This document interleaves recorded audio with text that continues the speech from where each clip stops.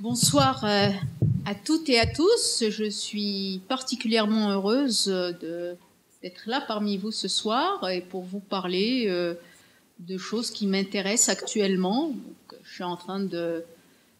je viens de finir un premier draft d'une réflexion et donc pour moi c'est intéressant ce soir d'en discuter avec vous. Alors aujourd'hui, l'année 2011 est souvent associée à l'ouverture de la boîte de Pandore.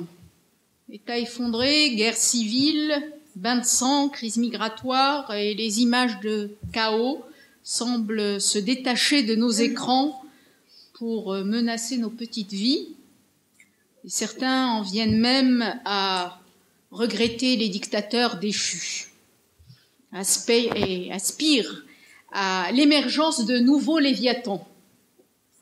Je voudrais ce soir qu'on rembobine le film, qu'on revienne quelques années en arrière, qu'on se rappelle l'année 2011 avec tout ce qu'elle avait de surprenant, voire d'euphorisant pour certains d'entre nous.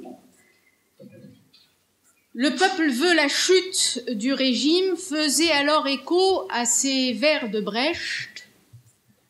Les vaincus d'aujourd'hui sont demain les vainqueurs et jamais devient aujourd'hui. Alors, bien sûr, ces événements ont constitué un séisme, une révolution mentale, dirait Edmund Burke, et cela a soulevé de très nombreuses énigmes. Une hyperactivité académique a eu lieu. Et c'est vrai que, la question se pose aujourd'hui, c'est qu'est-ce qu'on peut raconter à ce sujet après tout ce qui a été écrit comme article, comme livre. Pour moi, je voudrais ce soir aborder une énigme, deux énigmes en particulier. Comment expliquer qu'une vague de soulèvement est déferlée sur une région qu'on considérait jusque-là en dehors du temps? Et deuxième question, comment expliquer qu'au cours de cette vague, on ait eu des issues aussi diversifiées, donc à moyen terme. Donc on a des espérances de transition démocratique en Tunisie, une contre-révolution en Égypte sous l'égide de l'armée, une guerre civile en Syrie et ailleurs, et puis il y a eu des espérances de réforme au Maroc. Donc ce sont ces quatre cas que je voudrais aborder ce soir avec vous. Alors, pour commencer, de quoi est-ce qu'on parle exactement? Donc, pour ma part, je me fonde sur deux définitions très connues du socio-historien américain Charles Tilly, qui distingue la situation révolutionnaire de l'issue révolutionnaire. Pour lui, il y a situation révolutionnaire lorsqu'on a l'apparition de candidats ou de coalitions de candidats au pouvoir qui ont des prétentions concurrentes et au contrôle exclusif de l'État. Et lorsqu'on a aussi un ralliement à ces prétentions d'une fraction significative de la population. Et puis, surtout, troisièmement, lorsqu'il y a une absence chez les détenteurs du pouvoir de la capacité ou de la volonté de réprimer la coalition oppositionnelle. Donc voilà, là on est dans la situation révolutionnaire. Donc à partir de cette définition, il y a eu une situation révolutionnaire en Tunisie, en Égypte, en Syrie. Il n'y a pas eu de situation révolutionnaire au Maroc. Donc il y a eu, le pouvoir marocain n'a pas perdu le contrôle de la situation. On reviendra là-dessus plus tard. Quant à l'issue révolutionnaire, pour Charles Tilly, c'est quand le pouvoir d'État est transféré de ceux qui le détenaient avant le début de la période de souveraineté multiple, notion qu'il emprunte à Trotsky, à une nouvelle coalition de gouvernement qui peut comprendre, bien sûr, certains éléments de l'ancienne. Donc, dans ce sens. Il y a eu une issue révolutionnaire dans le cas tunisien. Dans une première séquence, une issue révolutionnaire dans le cas égyptien, mais après il y a eu contre-révolution. Dans le cas syrien, on est toujours dans cette période de souveraineté multiple. Donc pour moi, à partir de là, la question, donc face à des processus aussi diversifiés que ceux de la Tunisie, l'Égypte, la Syrie, le Maroc, et je m'arrête là, la question qui se pose, c'est quelle est la part du structurel et quelle est la part du contingent. Et derrière cette énigme, nous le savons, en sciences sociales, on est face à une question de fond, la question de la causalité. Donc pour Charles Tilly a une approche structuraliste. Pour lui, les révolutions sont comme des embouteillages. Ça veut dire qu'il y a une causalité, il y a plusieurs causes en amont, mais il est difficile de construire des modèles, de prédire, d'avoir des lois, non pas parce qu'on ne peut pas, parce qu'il n'existe pas un déterminisme, parce qu'il n'existe pas de logique en amont, mais cette difficulté, elle est liée en fait au fait qu'il y a une complexité, une multiplicité de causes et un enchevêtrement de toutes ces causes. Donc la difficulté est liée au nombre de données qui sont inaccessibles ou accessibles et qui s'enchevêtrent et qui sont multiples. Mais en amont, il existe une causalité qui permet de déterminer le fait qu'il y ait des situations révolutionnaires et le type d'issue qu'il y a. En revanche, pour d'autres auteurs, je n'en citerai qu'un seul, Ivan Ermakov, eh bien, au cours de ce qu'on appelle les conjonctures fluides ou les conjonctures ouvertes, c'est-à-dire à certains moments de l'histoire, eh bien, il y a une indétermination. Et cette indétermination, cette contingence, est liée au fait que les acteurs eux-mêmes se trouvent à un moment de l'histoire dans une indétermination, ils ont une absence de script. C'est-à-dire, ils ont du mal à se déterminer. Et ils se trouvent à ce moment précis de l'histoire face à de multiples futurs. Vous voyez, on a deux approches, grosso modo, une qui considère que tout se joue quelque part en amont, mais qu'il est difficile de démêler les différentes causalités en œuvre, la constellation des causalités en œuvre, et une autre qui considère qu'en fait, eh bien, il y a des conjonctures fluides où il y a une indétermination et cela échappe aux déterminants qui sont en amont.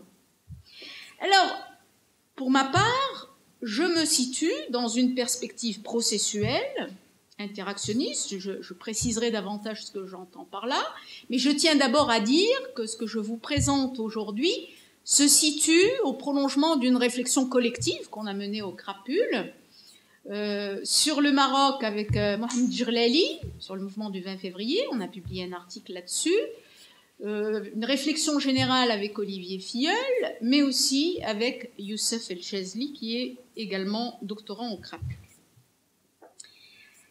Et donc, suite à ces réflexions collectives, j'ai poursuivi mes lectures et je ne peux pas vous dire que je suis venue à bout avec tout ce qui a été publié, mais donc j'ai voulu mettre à l'épreuve cette approche en essayant de comparer ces parcours.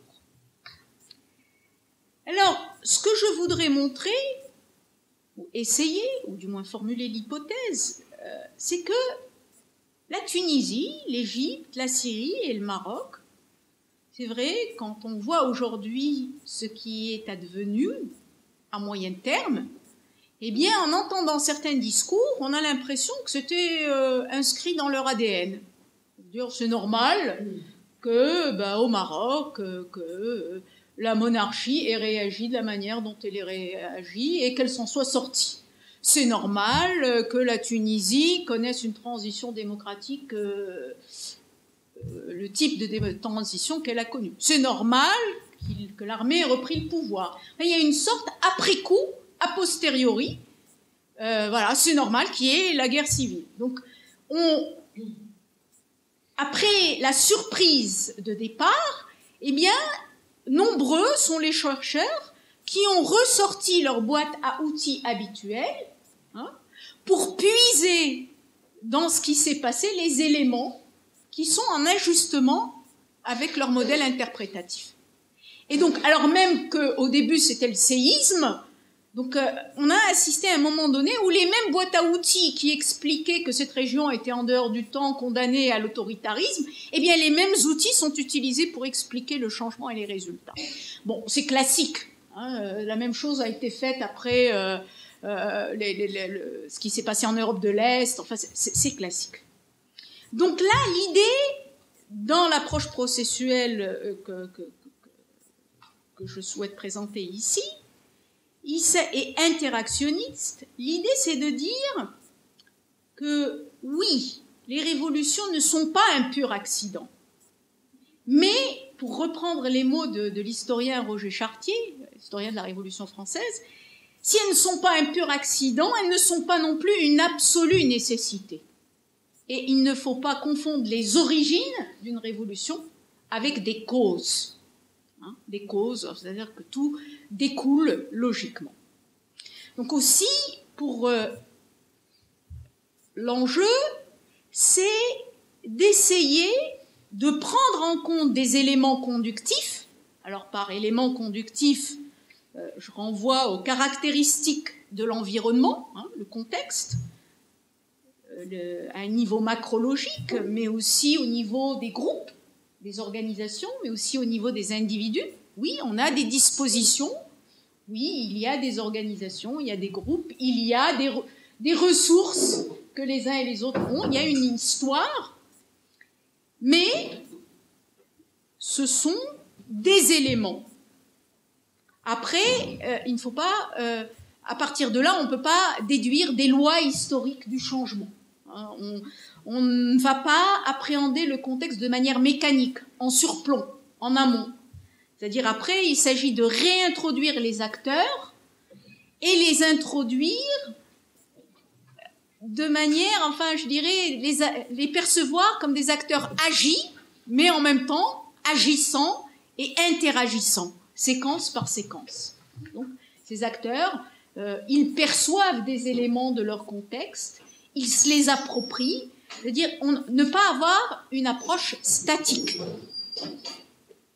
Alors donc, prendre en compte ces éléments conductifs, introduire les acteurs, ne pas les introduire comme des figurants ou comme des icônes, le martyr, ou comme des catégories, les femmes, les jeunes, les diplômés chômeurs, voilà, c'est-à-dire on visibilise certaines catégories en oubliant d'autres.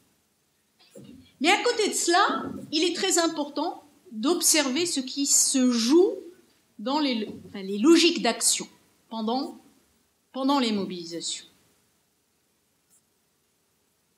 Mais pour les politistes, il ne s'agit pas non plus de faire du choix rationnel dans l'absolu, c'est-à-dire dans l'approche processuelle, eh bien, les acteurs ont une histoire, ils ne sont pas désincarnés. On ne voit pas uniquement le jeu, on ne voit pas uniquement des joueurs sur une table sans histoire et désincarnés. Donc il s'agit un petit peu d'articuler à la fois la dimension de ces acteurs qui sont inscrits dans une histoire, qui sont inscrits dans une temporalité, dans un contexte, mais en même temps prendre en compte ce qui se joue séquence par séquence.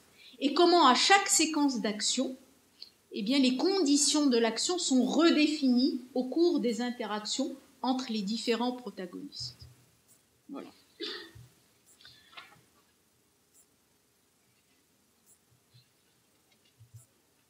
Alors, à partir de là, je voudrais présenter très rapidement, vous m'excuserez, quelques propriétés qu'un certain nombre de chercheurs distinguent, enfin, se mettent d'accord sur certaines propriétés caractéristiques de ces situations qui sont récurrentes. Et puis, suite à cela, je voudrais revenir sur des processus et les performances que je définirai par la suite, et pour voir comment ces performances et ces processus redéfinissent les conditions de l'action. Et je pointerai notamment, donc en dernière partie, les modalités de gestion de crise. Et comment ces modalités de gestion de crise participent, donc, selon mon hypothèse, à la redéfinition des conditions d'interaction entre les différents protagonistes. Alors, quand on parle de propriétés récurrentes dans les situations révolutionnaires, tout d'abord, la première chose qui frappe, c'est de larges mobilisations. C'est de larges coalitions, et des coalitions qui ont deux caractéristiques. Un, sur le plan quantitatif, une part importante de la population est touchée. Charles Kurzman, spécialiste de la révolution iranienne, disait que dans les révolutions contemporaines, eh bien, on assiste à 1% de la population qui se mobilise. 1%, il faut savoir que dans certaines manifestations au Bahreïn, il y a eu 25% selon les observateurs de mobilisation. Enfin, voilà. Le Caire, début février, 2 millions, 8 millions à l'échelle du pays. Donc il y a la notion de faire nombre. Il y a un nombre, il y a une mobilisation massive. Mais il y a aussi un élément qualitatif, c'est que la coalition est diversifiée. On assiste à des coalitions improbables, c'est-à-dire des gens qu'on n'imagine jamais pouvoir marcher ensemble se retrouvent ensemble. Par-delà leurs différences en termes d'âge, de catégories socio-professionnelles, même sur le plan idéologique. Et donc, cette propriété, c'est-à-dire des larges coalitions transclassistes, une extension de la mobilisation, elle suscite une certaine fluidité politique, un brouillage des frontières, c'est-à-dire les secteurs de la société ne fonctionnent plus comme ils fonctionnent habituellement. Donc, je renvoie là à la sociologie des crises d'Aubry et compagnie. Et on assiste aussi à quelque chose d'important, c'est qu'il y a une incertitude structurelle, sur laquelle je reviendrai, et donc qui fait que même les acteurs ne calculent plus de la même manière. Ce qui est dans l'ordre du possible habituel est bouleversé. Ben Ali, l'indéboulonnable, a été chassé. Ça fait partie de quelque chose d'inattendu. Ça bouleverse les visions du monde habituel. Donc, peut-être que le monde ne fonctionne pas comme on pensait qu'il fonctionne. Si c'est possible là-bas, c'est peut-être possible ailleurs. Donc, il y a une incertitude forte. Et, autre propriété, la modularité, c'est-à-dire que la manière dont les acteurs perçoivent les faits, leur mode d'action, tendent à s'unifier et à se diffuser. Dégage. Le peuple veut. Au Maroc, on a vu, même dans le Parlement, il y a eu dégage. À un moment, tout le monde disait dégage. Donc, c'est un exemple de modularité.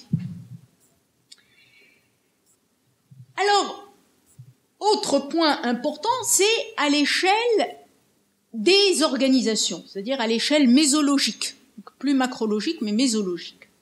Là aussi, on a des coalitions totalement improbables. Alors, c'est un schéma qu'on a fait, Olivier Filleul, Youssef El-Chazli et moi-même, donc pour essayer de restituer un petit peu dans une temporalité, un temps 1, on voit comment les gens qui se retrouvent dans l'arène protestataire, vous voyez, c'est ce qui entoure en noir, et puis dans ce qui est en tiré orange, eh bien, ce sont les acteurs d'une coalition. Par exemple, si on prend le mouvement du 20 février, on va trouver, vous avez vu, j'ai mis du rouge, du vert, du bleu, c'est-à-dire des courants idéologiques différents, mais aussi des groupes différents, certains groupes organisés, des groupes informels, des réseaux de quartiers, mais aussi des réseaux sociaux. Enfin, on trouve différents acteurs. Et vous voyez, même des acteurs qui sont proches du régime, par exemple en bleu, eh bien on les retrouve. Il y a une division au sein, ne serait-ce que momentanément. Hein. C'est de cela qu'il s'agit quand on parle de coalition improbable. Alors à partir de là, certains nombres de chercheurs ont attiré l'attention sur des caractéristiques qui facilitent ou qui inhibent la formation des coalitions. Puisqu'une coalition est tellement importante dans une mobilisation révolutionnaire, enfin, dans une situation révolutionnaire, eh bien, il y a eu de nombreuses recherches pour déterminer quelles sont les caractéristiques. Alors, je fais une synthèse, bien sûr cela repose sur un certain nombre de lectures que je ne peux pas tous citer aujourd'hui. Donc la première chose, c'est la caractéristique de l'État. Donc il y a l'idée que l'État, sa nature, ses ressources, la manière dont il réprime, le volume de la répression, façonne les challengers. Okay ? Les challengers, on peut les détruire, c'est-à-dire on peut les décimer. Dans certains pays, ils peuvent être exilés, donc il n'y a pas de mémoire protestataire qui s'accumule, qui se transmet.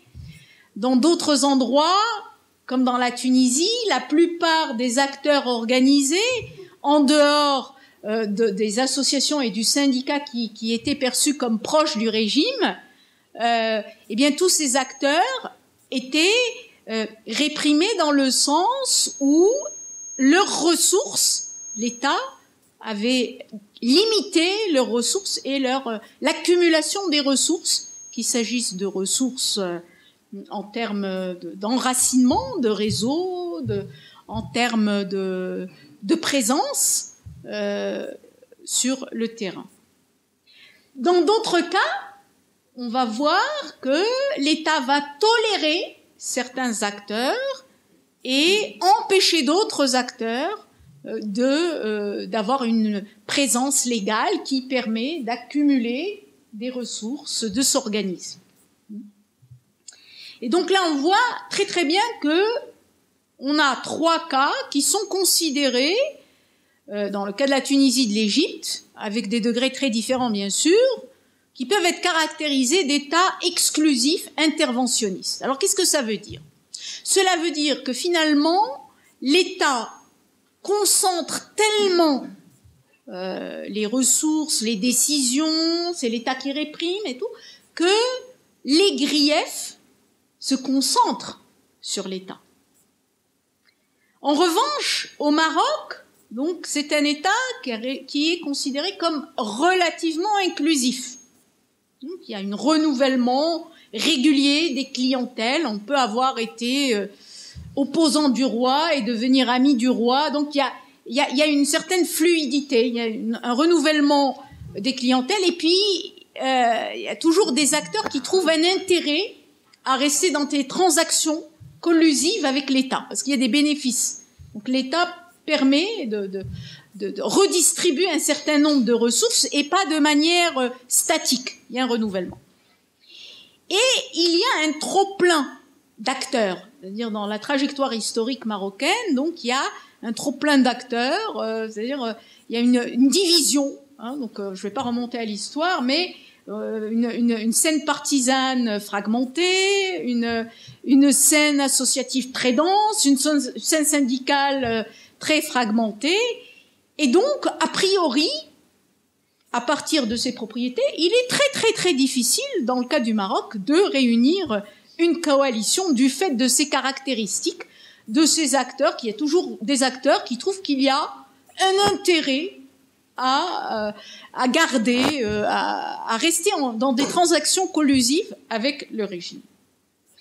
La répression, Tunisie, Égypte, surtout Tunisie et Syrie, donc tendance, même s'il y a des degrés différents, à considérer que la répression, elle est massive et indiscriminée. Donc, alors qu'en Égypte, il y a eu des phases de répression massive et indiscriminée et des phases de répression ponctuelle et sélective, ce qui a permis aux frères musulmans d'être tolérés et d'accumuler des ressources électorales, enfin des réseaux, puisqu'ils pouvaient se présenter aux élections même en tant qu'indépendants, etc. Donc ils ont accumulé des ressources qui ont fait qu'après, à un moment donné, ils se sont trouvés l'acteur organisé le plus puissant après l'armée. Alors que les autres acteurs de la société civile avaient accumulé des ressources, mais d'une autre manière, qui n'étaient pas reconvertibles en ressources électorales de la même manière. Dans le cas de la Tunisie, Ennahda, comme les militants de droits humains ou de gauche, il y avait une sorte de... Voilà, ils avaient subi le même type de répression. Alors bien sûr, Ennahda avait une marque qui lui a permis de se distinguer. La Syrie, c'est là où il y a eu la répression la plus poussée, donc je ne vais pas donner tous les épisodes, mais ce qui est intéressant, c'est que malgré cela, en 2005, il y a eu une loi sur les associations qui a permis de libéraliser un petit peu, et ces associations, qui pouvaient être des associations culturelles, théâtre, eh bien, ont joué un rôle pendant les mobilisations qui ont eu lieu. Alors, l'autre élément qu'on retrouve aussi, qui est très important quand on parle de société civile, quand on voit des auteurs comme Parsa, qui a comparé les révolutions du Nicaragua, des Philippines, d'Iran, c'est que pour lui, il n'y a pas simplement la question de la forme de l'État, mais il y a les challengers. Et il a eu une thèse très intéressante, c'est en gros, plus les challengers sont organisés,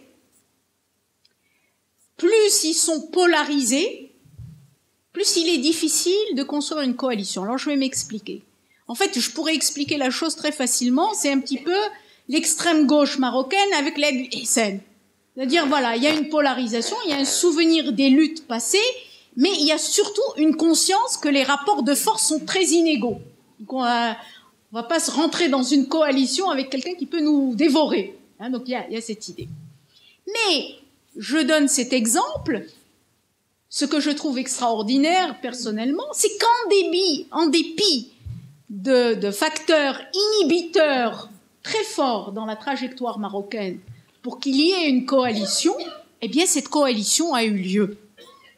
Donc, ce tableau montre que dans une première étape, voilà, on a différents types de régimes autoritaires, mais avec des autoritarismes qui sont différents, des modes de répression différents, des structurations de la société civile au sens large, c'est-à-dire y compris les acteurs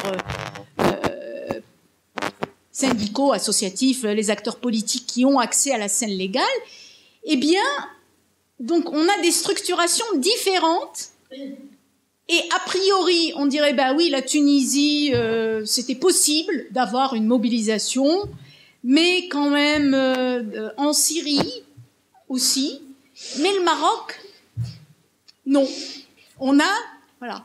Donc le mouvement du 20 février, c'est quand même inédit. C'est la première fois dans l'histoire que nous allons avoir des acteurs comme voilà autant de clivages qui sont momentanément surmontés. Je vais revenir en arrière dans cette coalition improbable. Le début du mouvement du 20 février, on va retrouver à la fois des gens qui sont fâchés avec la politique instituée et protestataires, qui ont tendance à dire ils sont tous pareils, ceux qui sont clandestins ou ceux qui sont légaux, hein, donc qui sont fâchés avec la politique conventionnelle, et des gens politisés entre guillemets dans le sens conventionnel. Ensuite, dans la scène politique, conventionnelle, on va trouver que des gens qui sont clivés, c'est-à-dire des gens qui ont un pied dans la scène politique instituée, certains dans le gouvernement, d'autres dans le Parlement, vont se retrouver avec des gens qui sont complètement à la marge de la scène politique instituée. Donc, parce que vous voyez que ce soit la couleur référentielle islamique ou de gauche, il y a des divisions immenses entre ceux qui étaient au gouvernement, ceux qui étaient au Parlement, ceux qui boycottaient encore plus, et pareil entre le PJD qui était au Parlement et la LSN qui était à la marge. Donc on a autant d'acteurs qui ont tellement de divisions, les retrouver tous ensemble à un moment donné dans la rue, et puis les salafistes et les maoïstes, et c'est quand même inédit dans l'histoire politique marocaine, inédit quand il s'agit d'une question de politique nationale. Parce qu'il y a eu des apprentissages précédemment dans les mobilisations à caractère transnational. Voilà. Donc, voilà. La nature de l'État, de la société civile, sans compter la question de l'homogénéité, l'hétérogénéité. C'est-à-dire, on a tendance à dire que plus une société est homogène, comme dans le cas tunisien, plus la mobilisation transclassiste peut s'étendre. Alors que les clivages de type ethnique, confessionnel, auraient tendance à inhiber l'extension de la mobilisation à travers différentes classes sociales. Alors, deuxième élément très important, c'est la question de la division, de la défection au sein des appareils coercitifs. Là aussi, mais vous avez une littérature impressionnante. J'ai pas trouvé grand-chose sur le Maroc, donc je me contente de vous présenter la Tunisie, l'Égypte et la Syrie. Je peux le justifier aussi dans le fait du fait qu'il n'y a pas eu de défection des appareils coercitifs dans le cas marocain. Alors, qu'est-ce qu'on observe? Donc, dans la littérature, on nous dit que plus une armée, parce qu'il y a eu surtout beaucoup de travaux sur les armées, plus l'armée est homogène ethniquement, confessionnellement, plus elle est institutionnalisée, professionnelle, apolitique, plus elle aurait tendance à se dissocier d'un régime quand celui-ci est ciblé par des challengers. Et plus elle aurait du mal à réprimer des mobilisations massives, pacifiques et sociologiquement représentatives. Hein, donc ça ne va pas dire oui, ça c'est des terroristes, ou ça c'est des extrémistes, ou ça c'est le Polisario, ou ça, qui semble représentatif de la population. À l'inverse, selon cette littérature, plus une armée est segmentée, faiblement institutionnalisée, faiblement professionnalisée, politisée, constituant un acteur important, ça veut dire que ses intérêts sont intriqués avec ceux du régime, plus elle irait vers la défection ou la division. Et donc ça, l'archétype, ce serait l'armée syrienne. Au milieu, on aurait, d'après la littérature, bien sûr c'est discutable, le cas égyptien, où il y aurait eu homogénéité, institutionnalisation, professionnalisation, mais de l'autre côté, politisation et acteur économique central. Alors, ce qui est important là-dedans, c'est que le problème est le suivant, c'est que après, comme l'a très bien dit Michel Camot dans un article absolument fabuleux, c'est qu'à un moment donné, la légende prime sur les faits. Hein, par exemple, vous vous rappelez tous de la légende du général Rachid Ammar, qui aurait fait défection, ou qui aurait été démissionné, ou qui n'a pas voulu tirer sur la foule, etc., etc. Donc, ça irait un peu dans le sens de ces éléments structurels, en gros. Voilà. Regardez, l'armée tunisienne, elle est professionnelle, elle est institutionnalisée, elle se rallie au peuple, elle ne tire pas sur le peuple. Mais le général Rachid Ammar est le premier, très vite, à avoir démenti tout ça. En disant, d'ailleurs, quand Ben Ali a décidé de quitter le sol, c'est à lui qu'il a donné le commandement général. Donc c'est par la suite qu'il y a eu alignement. Mais il n'y a pas eu de défection de l'armée. Au contraire, ce qui est très intéressant, c'est que ce sont des unités considérées comme proches du régime qui ont fait défection. Donc vous voyez là, ces lectures-là montrent qu'il faut prendre avec quelques nuances un certain nombre de ces éléments-là. L'homogénéité d'une armée, on ne peut pas en déduire un type de comportement de manière mécanique. En revanche, donc, dans le cas de la police, des unités qui ont fait défection, là, c'est très intéressant parce que les régimes ont tendance à avoir des stratégies d'anticipation de la défection. Donc voilà, quand il y a une conjoncture de ce type qui se déclenche, on va confier les tâches les plus répressives aux unités qu'on considère les plus loyales. Il va y avoir des sanctions exemplaires, un certain nombre de choses de ce type. Mais dans le cas tunisien, d'après certains témoignages, ce qui est très intéressant, c'est que les stratégies qui avaient été anticipées en avance par le régime, qui consistent à diviser pour mieux régner, pour contrebalancer ce qui se fait aussi au Maroc, eh bien, se sont avérées contre-productives. C'est-à-dire que dans la gestion de la crise, il y a eu des moments de capture de l'information, de désinformation, mais ce qui est très intéressant, c'est que c'est entre des gens qui cherchaient à jouer le beau rôle auprès de Ben Ali. Du coup, ça avait accru les dysfonctionnements dans la gestion de cette situation-là. Donc voilà, c'est pour dire qu'en amont, on peut énormément faire concevoir des stratégies qui ont des résultats par moment, mais que quand même, dans des situations de fluidité, il s'avère qu'il y a des moments, il y a des effets pervers qu'on n'a pas pressentis à l'avance. Alors, dans le cas de l'Égypte, là aussi, c'est passionnant, parce que là aussi, il y avait l'idée, chez les acteurs eux-mêmes, donc, parce que dans le cas tunisien, c'était intéressant, cette légende, parce que cette légende, comme beaucoup de chercheurs l'ont montré, les rumeurs, ça participe à créer un effet de réel, ça participe au jeu d'assurance des acteurs. Donc, de ce point de vue, ça joue un rôle. Dans le cas égyptien, c'est vrai que les acteurs, à un moment donné, donc les challengers eux-mêmes ont fait des gestes vers l'armée en disant l'armée appartient au peuple, etc. Et ce qui est intéressant là-dedans, c'est que au final, cette armée qui est particulièrement homogène, les travaux de Tawfiq Aklimandos l'ont montré, il y a tout un travail d'homogénéisation en amont de l'armée, mais aussi tout au long de la carrière, c'est-à-dire une surveillance de la religiosité, de la famille, enfin de tous ces éléments. Eh bien, en dépit de cela, il n'y a pas eu, l'armée ne s'est pas rangée, elle ne s'est pas jetée dans les bras du peuple automatiquement.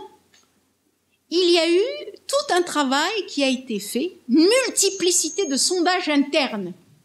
Voilà. Est-ce que les soldats sont prêts à tirer sur la foule ou pas? L'armée a fait des sondages internes. Donc là aussi, c'est pour montrer qu'on ne peut pas déduire automatiquement un type de comportement, des caractéristiques qui restent aussi à prouver, parce que voilà, on a des éléments, mais là, sur le cas égyptien et tunisien, on commence à avoir des éléments. Alors, là, ça montre qu'en effet, on n'a pas la question de l'homogénéité et ce ne sont pas des propriétés statiques. Voilà.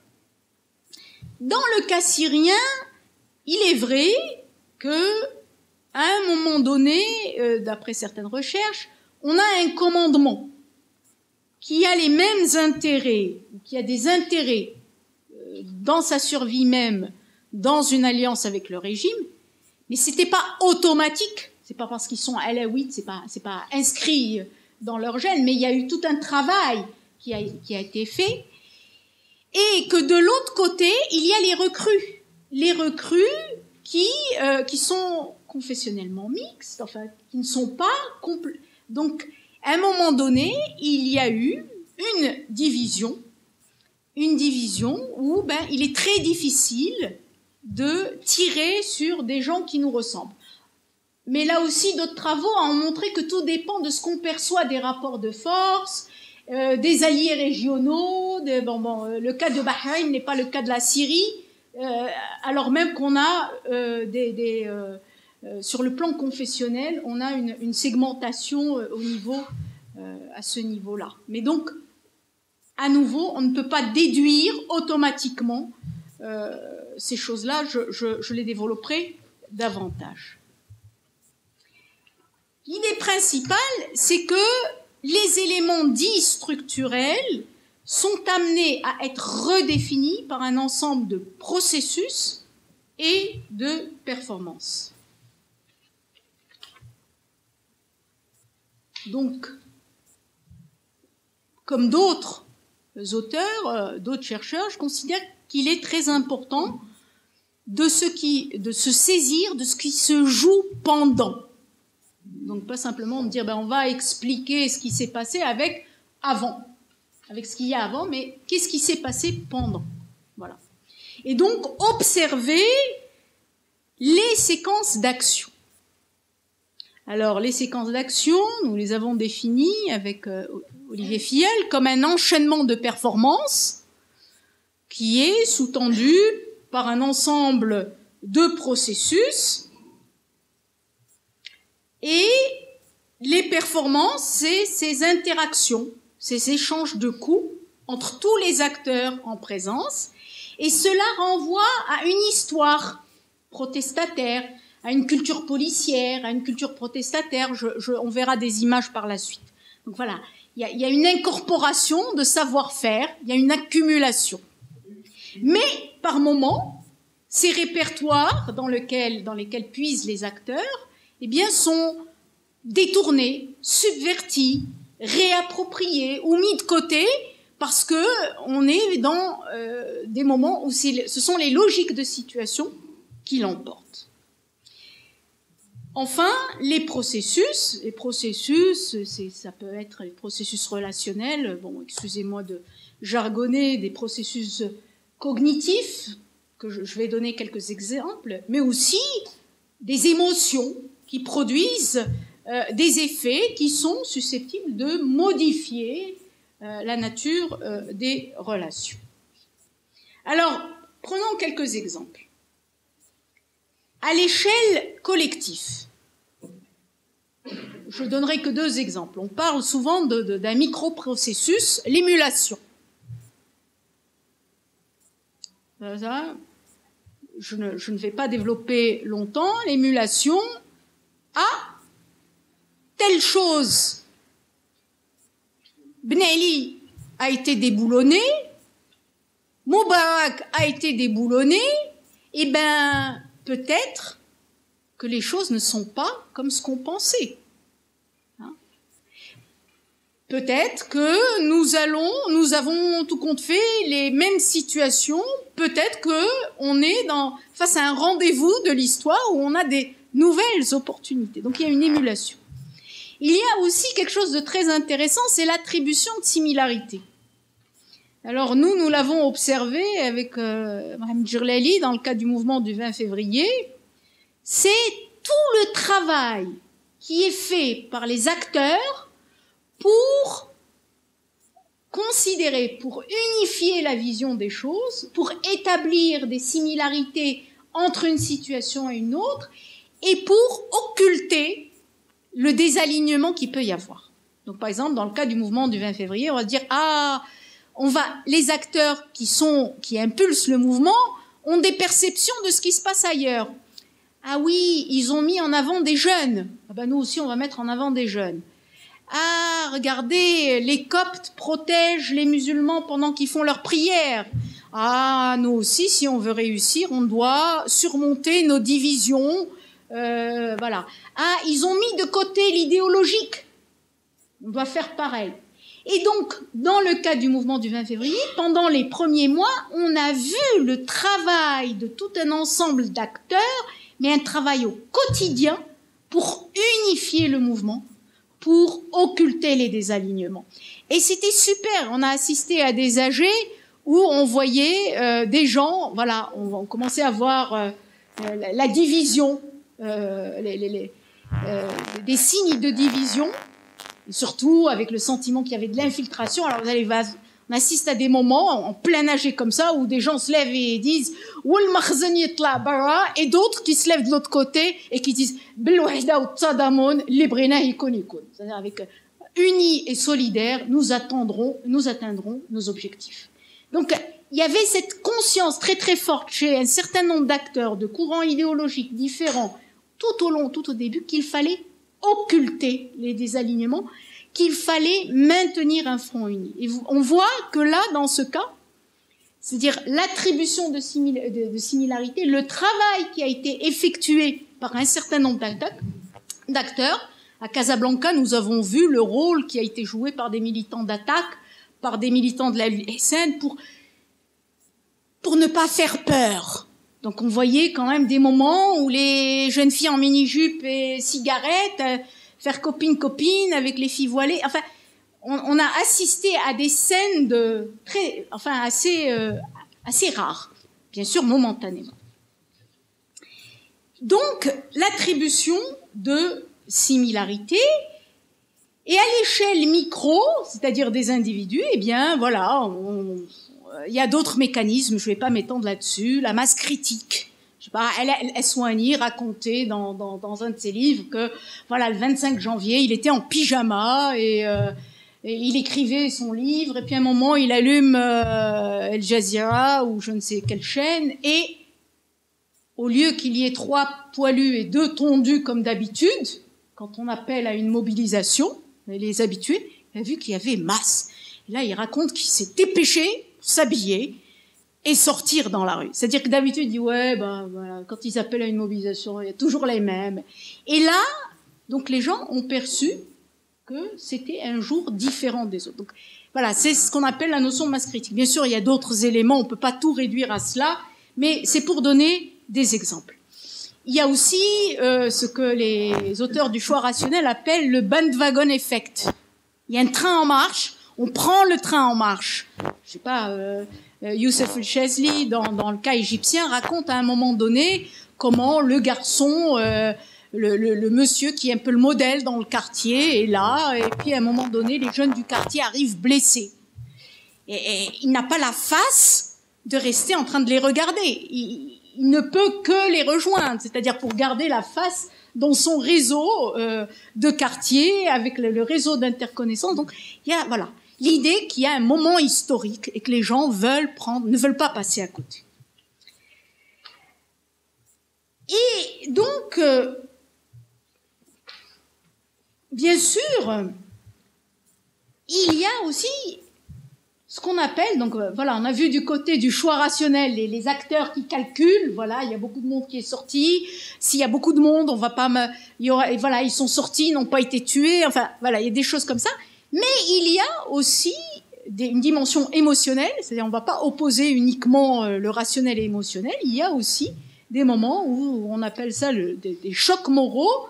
Il y a une chercheuse américaine qui a écrit récemment un article sur les émotions pendant les soulèvements, et pour elle, il s'agit de Perlman, il y a des émotions comme la peur, la tristesse, la honte, qui tendent à décourager, qui tendent à, voilà, c'est le pessimisme qui l'emporte, c'est la priorité donnée à la sécurité.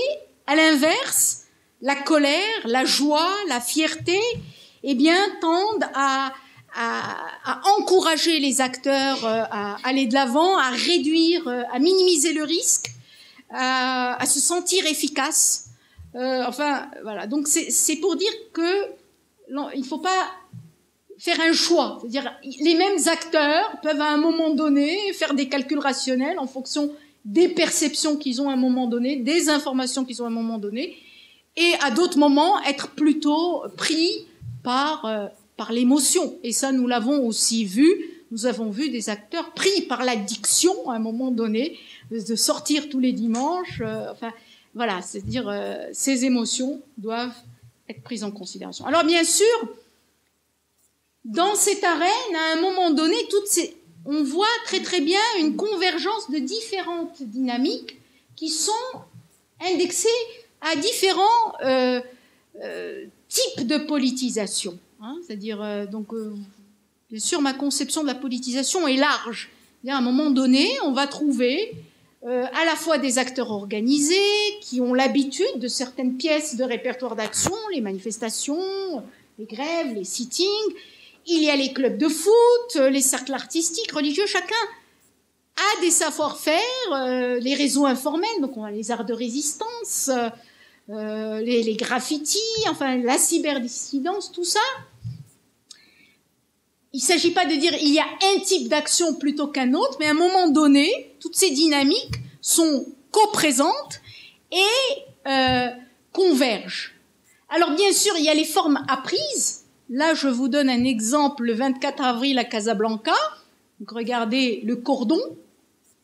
Ce cordon, enfin tout ça, c'est des éléments qui ont été appris, je dirais, depuis le début des années 90. Rappelez-vous, pour les plus âgés, quand il y avait, quand des acteurs, des opposants appelaient à la grève générale, Hassan II leur disait « Ah oui, vous voulez encore une émeute ?»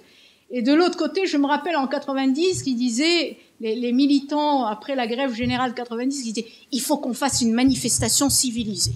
Il faut qu'on fasse une manifestation civilisée. » Et j'ai le sentiment, en observant les manifestations depuis, que cette obsession et cet apprentissage de la manifestation civilisée, apprendre à tenir la rue, c'est fait quelque part en interaction avec les apprentissages policiers.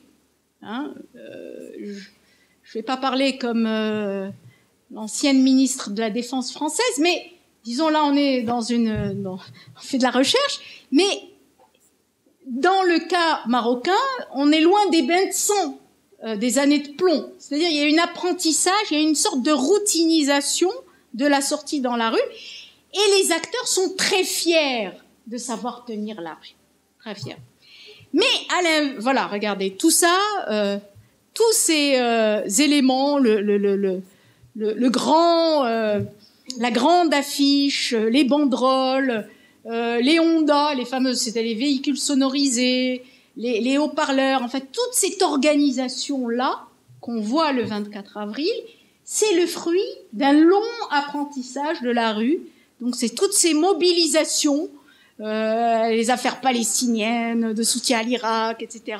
Donc on retrouve ces pièces de ce type de répertoire d'action ici. Simplement, bien sûr, il y a des moments où les formes apprises laissent le pas aux logiques de situation. Parce qu'il y a des moments critiques. Et donc, on a vu le cas des campements, je passerai dessus, j'ai des belles choses à vous raconter, mais le temps passe. Et les grands moments critiques. Les moments critiques, c'est les moments où on ne maîtrise plus rien. Le 28 janvier dans le Caire, au Caire, c'est le pont central. Alors bon, la vidéo est très belle. On a l'impression que c'est un ballet désordonné. Les forces coercitives avancent, reculent. Il y a des moments d'empowerment. On sent des hésitations, des reculades. Et ces moments-là, donc ces moments-là, ce sont des moments où les challengers ont le sentiment qu'ils se dépassent, qu'ils obtiennent des résultats qu'ils n'ont jamais imaginés, dont ils n'ont jamais rêvé. Ils deviennent révolutionnaires, ils ne le sont pas forcément avant, et puis après ils deviennent contre-révolutionnaires peut-être. Voilà, mais il y a ces moments critiques qu'il faut prendre. Alors là, je vais essayer de vous montrer un autre moment critique important. Pardon.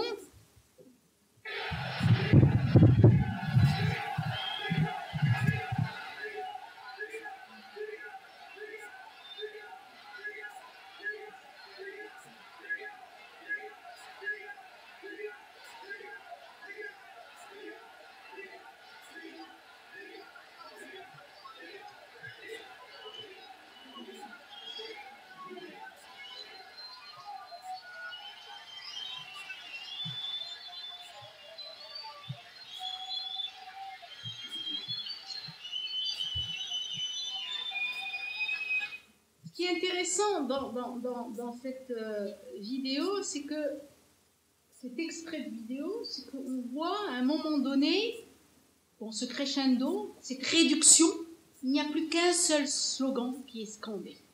C'est l'hétérogénéité de toute cette foule qui se dissout. Donc, on est dans l'illusion de l'unanimité à ce moment-là, il y a une seule chose. Okay. Alors, en revanche, ce qui est très intéressant, c'est que dans le cas du mouvement du 20 février, on est resté dans la multiplication des revendications et des slogans. C'est-à-dire chaque catégorie sortait avec ses revendications. Alors on va voir les marchands du marché du Gros qui vont sortir le 24 avril avec leur banderole demandant à ce que le directeur du marché de Gros dégage. Chaque chose, on est dans quelque chose d'émietté parce que après le discours du roi, il y a l'idée que c'est un moment très opportun pour négocier ce qu'il y a à négocier. Donc, les acteurs dans la politique instituée qui sont bien installés vont avoir un pied ici, un pied là, pour mieux négocier leur place dans la politique instituée. Donc, on va avoir, c'est une opportunité dans ce exercice, différents acteurs. À ce moment-là, tout le monde est 20 févriériste à cette époque, entre mars et avril. Alors, ce que je voudrais finir, c'est dire quand même qu'au final, ok, on a des processus, on les retrouve, on a des performances, on retrouve des choses récurrentes, simplement, tout cela s'actualise de manière très différente, en fonction bien sûr des conditions de départ, mais aussi en fonction des logiques de situation qui échappent partiellement, en tout cas, aux déterminants qui sont en amont. Donc la question de la gestion de crise est très très importante. Comment un régime, donc je n'évoquerai que ce point, parce qu'elle affecte la manière dont la coalition est formée. Elle affecte la loyauté ou la défection des élites du régime. Elle affecte les réactions à l'échelle régionale et internationale. Alors bien sûr, les réactions en temps de crise sont imprégnées par les registres d'action qui ont été façonnés tout au long d'une histoire manifestante, protestataire, etc. Elles dépendent aussi des ressources que les acteurs en présence ont accumulées à l'échelle nationale, internationale. Simplement, en conjoncture fluide, il y a des moments, de la même manière qu'on a vu les protestataires tâtonner entre les registres routiniers, qui savent faire, ce qu'ils ont à incorporer parfois même sans le savoir, et des moments où leur répertoire habituel ne leur suffit plus, il faut improviser, et bien de la même manière, les régimes politiques, les appareils coercitifs, à un moment donné, leur répertoire habituel ne leur suffit plus. Et il faut improviser. Et donc, c'est un petit peu cela que je voudrais développer si j'ai encore un moment. Et à cela s'ajoutent les effets de la temporalité. Et c'est ce qui fait qu'on ne peut pas faire une loi générale.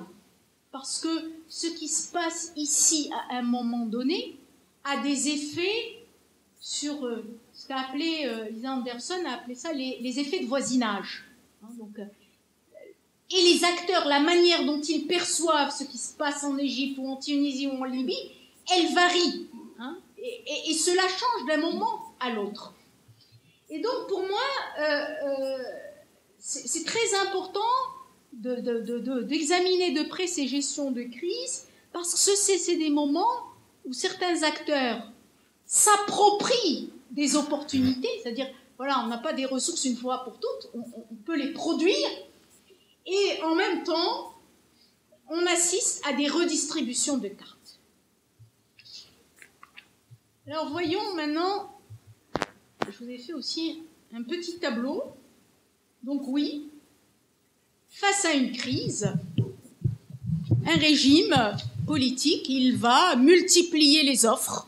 On les a vues, des offres discursives. Ça peut être des menaces, ça peut être attention, pendant la prière du vendredi, vous voulez la fitna, ça peut être des promesses, ça peut être des offres précises, c'est-à-dire bon, on va avoir une nouvelle constitution, on va avoir de nouvelles élections, mais ça peut être mobiliser, dans le cas au Maroc, des réseaux d'élus locaux, mobiliser des réseaux habituels, faire des pressions individuelles ou collectives. Enfin, il y a toutes sortes de ressources. Et les régimes mobilisent et surtout certains apprennent des leçons des autres. Okay ? Et ça, c'est très important. Et anticipent. Alors, en faisant un petit peu ma petite lecture des différents éléments que j'ai pu accumuler, il semble qu'il y a une forte distinction entre, d'une part, la Tunisie et l'Égypte, et d'autre part, la Syrie et le Maroc. Bon, alors après, on fera la différence, je vous rassure, entre la Syrie et le Maroc. Mais ce qui particularise la Tunisie et l'Égypte, c'est les réactions tardives. Hein, c'est-à-dire, Tunisie, Michel Camo parle d'un retard à la montre. Ben Ali était en voyage privé dans le Golfe, et il n'avait pas jugé utile de revenir, il n'est revenu que le 27 décembre. Grand moment de flottement. Et voilà, pour lui, ce qui se passait ne méritait pas qu'il revienne. Donc, il raccourcisse ses vacances. Donc, il y a eu ce moment de flottement, des problèmes de coordination, comme je vous ai dit tout à l'heure, les captures d'informations, enfin, tous ces dysfonctionnements, et surtout, au moment où on sort du silence radio, c'est-à-dire où ils ont utilisé les recettes habituelles, eh bien, au moment où le président va prendre la parole, c'est complètement décalé par rapport à l'ampleur de la mobilisation. Donc, on a un grand décalage. Et donc, là aussi, je reprends cette formule de Michel Camo. À un moment donné, donc, la prise de parole présidentielle tourne à vide. Je parle, mais voilà. Donc, rappelez-vous l'image de tout à l'heure où on a l'impression que, voilà, un grand décalage. La répression du 8-9 janvier a été considérée par les observateurs du cas tunisien comme un moment de non-retour. C'est-à-dire, il y a des moments, là aussi, où il y a des bifurcations, des turning points, donc des moments. Alors, tout l'enjeu pour les chercheurs, c'est de pouvoir, quand on aura suffisamment de données, pouvoir les délimiter avec précision. Dans le cas, donc voilà, il y a eu une perte irréversible du contrôle, il y a eu des images de perte de contrôle qui ont été renvoyées, c'est-à-dire à un moment donné, ça, ces images renvoyées, ce degré de désorganisation fort qui est renvoyé, participerait un petit peu des éléments qui contribuent à ces bifurcations, à ces retournements-là. Dans le cas égyptien, là aussi c'est très intéressant, il y a eu aussi des erreurs d'appréciation. Rappelez-vous, au Maroc, en janvier, en février, on disait partout, le Maroc est une exception. Vous vous rappelez ça? Tout un discours. Hein, l'exception marocaine. D'ailleurs, je vous invite à voir le livre, pour ceux qui ne l'ont pas vu, d'Edmund Burke, sur The Ethnographic State. C'est-à-dire, voilà, cette exception marocaine, comment ce méta-récit a été produit par les intellectuels du protectorat, comment il a été réapproprié. Eh bien, janvier, février 2011, c'était très intéressant de voir ce méta-récit réactualisé. Simplement, les autorités marocaines, bon, c'était un discours dans leur échange de coups, mais dans les faits, ils ont continué à se mobiliser à tous les niveaux. Dans le cas égyptien, il semblerait que Moubarak et ses proches, eh bien, ils ne disaient pas que l'Égypte était une exception juste dans l'échange de coups pour impressionner leurs adversaires et les observateurs. Il semblerait qu'ils y croyaient vraiment. Il semblerait que Moubarak et son régime pensaient véritablement que c'était des mobilisations comme il y en a eu avant et que voilà. Donc, et en outre, autre erreur d'appréciation importante, c'est il semblerait aussi que Moubarak et ses proches étaient convaincus que l'armée n'allait pas les lâcher, alors que depuis 2007, il semblerait qu'il y avait déjà des rumeurs selon lesquelles l'armée aurait été prête à intervenir si jamais Gamal Moubarak arrivait au pouvoir. Donc voilà, il y a eu des erreurs d'appréciation, je donne que des exemples, et ces erreurs, ces images d'hésitation, ces ambivalences-là, auraient joué un rôle extrêmement important donc dans la manière de gérer la crise. Alors, inversement, il y a des régimes qui ont cherché à apprendre des leçons de ce qui se passait ailleurs. Et c'est vrai que le Maroc, la monarchie marocaine, est souvent présentée par les chercheurs comme une experte en survie, du fait même qu'elle apprend de ses erreurs, qu'elle aurait appris de ses erreurs passées, et qu'elle observerait avec attentivement son environnement pour s'ajuster au fur et à mesure. Ça, j'en l'avais déjà observé du temps des promesses de démocratisation en Tunisie en 87, en Algérie en 88, aussi ces éléments. Donc, on observe, on anticipe, et puis après, on fait un pas en avant, un pas en arrière. Donc, tout ce travail d'ajustement. Et donc, dans le cas syrien, là, quand même, il y a une différence, bien sûr. Bachar al-Assad n'avait absolument pas envie de connaître le sort de Kadhafi. Donc, alors certains ont mis l'accent quand même, voilà, il y a un renforcement de l'arsenal militaire, il y a une répression massive, donc c'est qui survivra, et libération bien sûr de prisonniers politiques, de djihadistes et tout, mais surtout ce que note François Burgas, c'est cette campagne de communication qui a été menée de manière à criminaliser la sédition et à la stigmatiser comme confessionnelle au moment où elle ne l'était pas, hein, et à présenter le régime comme le garant de la tolérance confessionnelle. Et ce travail, semblerait-il, a été fait de manière très très poussée, en jouant, en s'articulant, en s'ajustant à chaque communauté, etc. Et bien sûr, les challengers réagissaient. Rappelez-vous les slogans « Shab Souri Wahid Wahid », donc il y avait tout, le peuple syrien est un et unique, donc il y avait tout un travail pour surmonter l'émiettement, et l'émiettement renforcé par la répression du régime, parce que ce type de répression empêchait l'unification, mais malgré ça, il y a eu énormément ils ont été très imaginatifs pour essayer d'unifier le mouvement.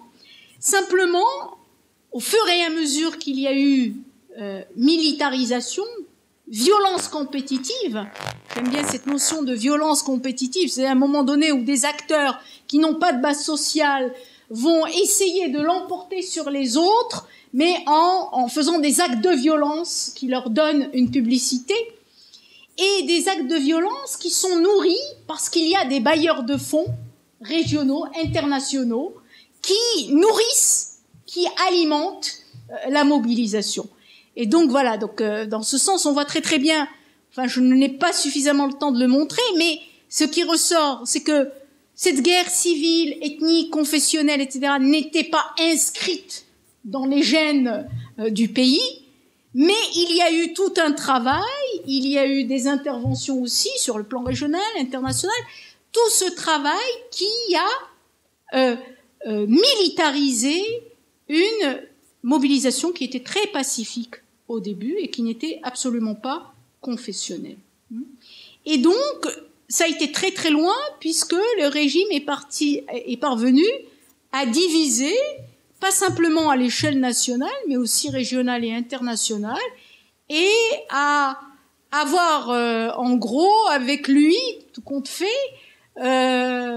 tous ceux qui sont, selon la formulation de Burgas, si je me trompe, c'est-à-dire les adversaires à ses opposants. Hein, donc, il y a eu des chercheurs qui ont montré que finalement, les mobilisations dans des pays arabes parmi les gauches ont été assez pas très très fortes, justement, soit par peur de l'islamisme, soit par soutien à la Syrie, à ce que représente le régime syrien. J'ai parlé déjà du Maroc, je suis désolée, j'ai perdu mon fil, mais je voudrais quand même y revenir. Ce qui est intéressant de noter dans le cas marocain, c'est que tout n'était pas joué en avance. Absolument pas. C'est une narration qu'il est utile d'imposer. Mais je vous raconterai une anecdote pour finir. En novembre, pendant les manifestations de boycott des législatives de 2011, eh bien, il y avait un chargé, une sorte de gradé des autorités, des forces de sécurité de Casablanca. Chaque fois qu'il m'apercevait, donc il me cherchait, donc expliquez-nous, vous les chercheurs, expliquez-nous pourquoi ces gens-là sont toujours dans la rue. On a tout fait, la Constitution, les élections, on a tout fait. Et ils sont encore dans la rue. Il me disait, et c'est pas que chez nous. Regardez les indignés. Pourquoi ces gens continuent à être dans la rue? Moi, je disais, mais tout le monde dit qu'ils sont finis et qu'ils sont morts. Vous avez dit qu'il y avait plus de mouvement de 20 février. Tout le monde écrit ça. Il me dit, non, ils sont pas finis. Mais c'était un vrai souci. C'est-à-dire, pendant que les gens proclamaient que le régime avait gagné, eh bien, dans les faits, les forces de sécurité étaient toujours confrontées à un mouvement qui durait. Et ils avaient du mal à l'éradiquer. Donc, et alors, plus loin, il me dit, mais le problème, c'est que même quand ce sera fini, eh bien, il y a quelque chose qui est complètement transgressé maintenant, c'est les hibad al-Makhzen. C'est-à-dire, les gens n'ont plus peur. Le citoyen n'a plus peur. Et donc, pour moi, c'est très important de souligner ça, c'est que, oui, la monarchie marocaine a géré les mobilisations d'une certaine manière, elle a su jouer des divisions de la coalition, c'est-à-dire promettant, donnant aux acteurs les mieux positionnés dans la scène instituée ce qu'ils espéraient, à savoir l'USFP et le PJD. Je vous ai pas montré une photo de Ramid le 24 avril. Donc, elle a réussi à leur faire quitter la rue pour rejoindre les lieux calfeutrés de réunions de négociations techniques, comme l'avait bien remarqué dans nos discussions aussi Mme Djirlali.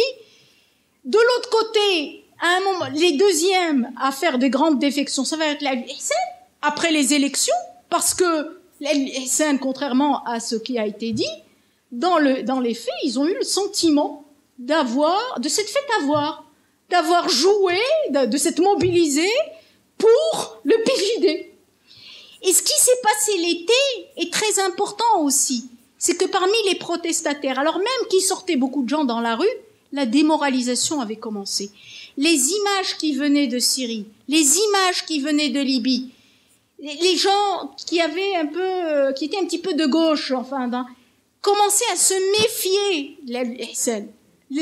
Voilà, quand la manifestation était très importante, ils leur reprochaient de montrer leurs muscles.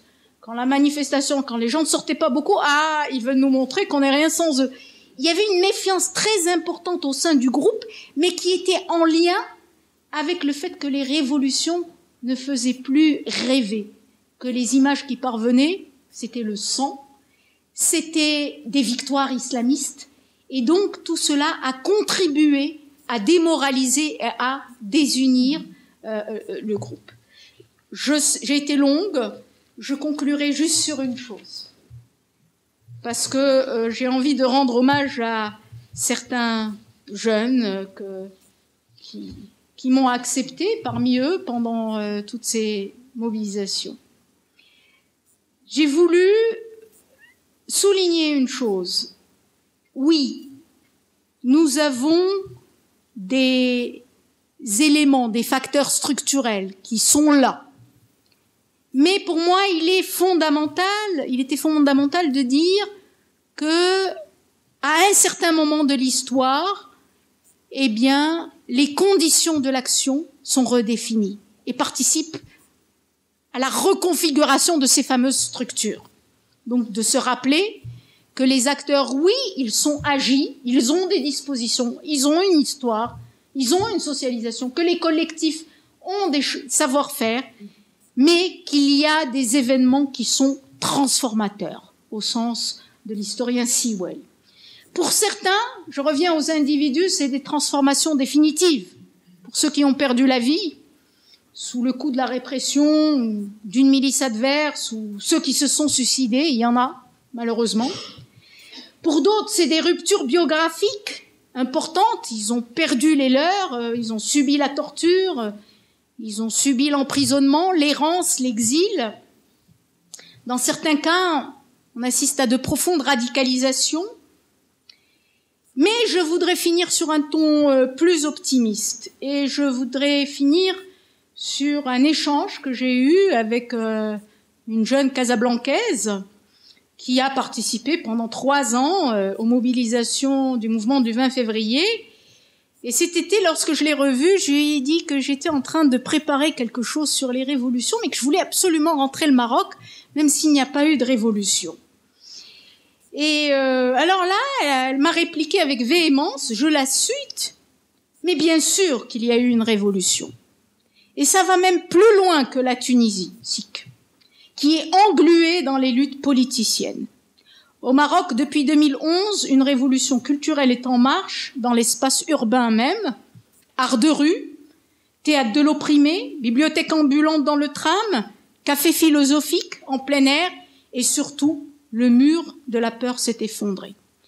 Pour cette jeune fille, l'événement a été transformateur non pas sur le plan politique, mais sa vie a été profondément bouleversée dans son rapport à Dieu, dans son rapport à son corps, dans son rapport à la nuit, dans son rapport à l'espace. Par-delà ce que l'on circonscrit comme une politique restreinte. Voilà, bien sûr, des trajectoires inverses existent, mais je voulais finir sur une note positive et je vous remercie pour votre patience et pour votre écoute.